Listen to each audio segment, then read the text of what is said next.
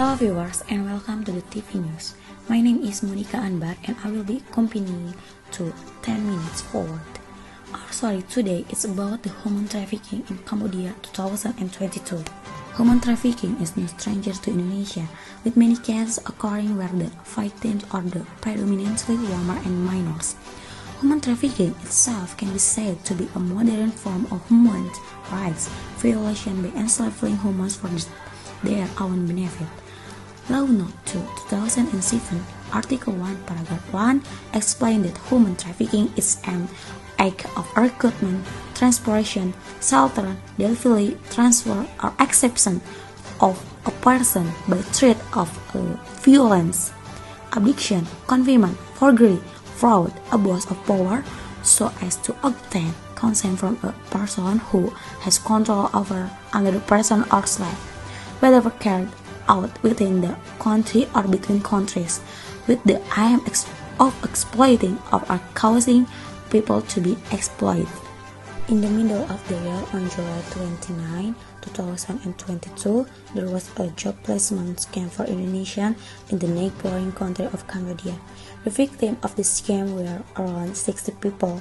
All of them were locked by the perpetrators and could not get out. One perpetrator, who was Indonesian, has been arrested by the police chief, and the then Foreign Ministry is working with the police, Baris Krim, and the police in Cambodia to handle the case. Chronology of 60 Indonesian students in Cambodia, starting from the victim knowing to the job after through social media, especially from Facebook. At the later stage by the perpetrator, they were promised to work as operators, call centers, and marketing tellers. Furthermore, the victims were sent to Cambodia by the recruits, who turned out to be Indonesian citizens, themselves not Cambodians. After the victims were sent to Cambodians, they were then employed to not as promised, but instead employed as cyber scammers belonging to mainland Chinese companies. Furthermore, the Indonesian embassy received a report on July 18, 2022. They immediately asked for the help from the police in Cambodia to carry out freedom. The Cambodia side itself had the contact representative of the Indonesian citizen. When viewed from the human trade, it can be categorized into several events that occur equally the following. 1. Sale of children.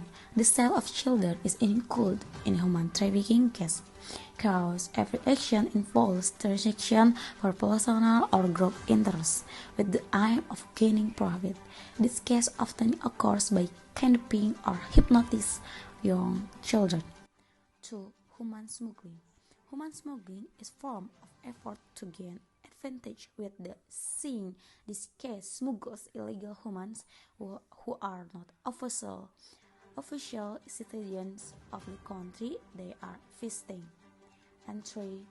Pressure migration. Migration, whether legal or illegal, it is the process by which a person on their own and on their own accord goes to live one place and go to another place. However, happen in some cases the people realize they are being devised by agents who are sending them abroad. Trafficking as women and children is a form of migration or child prostitution. Child prostitution is the activity of employing children into labor prostitution, exploiting children for sexual activity for the material gain or the forms of gain. 5. Adult prostitution. Human trafficking can be said to be adult prostitution involving women who are triggered and trapped by a prostitution mafia or hired who are forced to do work as the prostitution. Cause of human trafficking occurs in Indonesia. 1. Lack of knowledge or prospective migrant workers regarding how to work as OPS, they must go through on how to become migrant workers. 2. Furthermore, from the government for unfunded socialization, the socialization of migrant works already exists. It's just that the distribution has not been fully adopted by the community.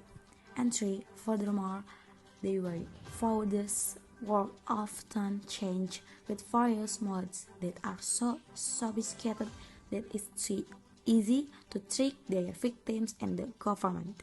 And 4. The last is the economic crisis of the workers. This is most important being many of the victims already know about the migrant work, but because of the very strong economic pressure and the model of high salaries lured by the predators, it makes the victim of labor fraud. On February 9, 2023, at the Bali Process Government and Business Forum, Yasona H. Lali, as Minister of Law and Human Rights of the Republic of Indonesia, encouraged collective efforts from various parties to tackle the problem of human smuggling and trafficking. At the forum, Yasona said that we encourage collective efforts with the private sector to be able to combat human trafficking both in the form of forced labor, modern slavery, and child exploitation, including the promotion of supply chain transparency and ethical business. The use of technology is one of the most effective ways to address the problem of human trafficking today. The government itself has issued various types of policy in dealing with the human trafficking case, such as the new criminal code and the government regulation of the job creation law, which is expected to positively support the efforts and protection of labor. Things that shall be prioritized to prevent human trafficking include: first, investigating and prosecuting convicted human traffickers, and 2. Enforce the anti-trafficking laws against online labor recruitment scams, and 3. Government socialization of the standard operation procedure on migrant labor, and 4. Pay attention to the permit for the establishment of agency or employment attention against abroad to minimize human trafficking to various countries carried out by illegal agents. And 5. ASEAN needs to follow up and pay attention to the root of the problem regarding human trafficking, especially those that occur in the ASEAN region, looking from within the country, the need for the government's role in eradicating human trafficking cases from the upstream to the downstream, such as good communication in every government structure.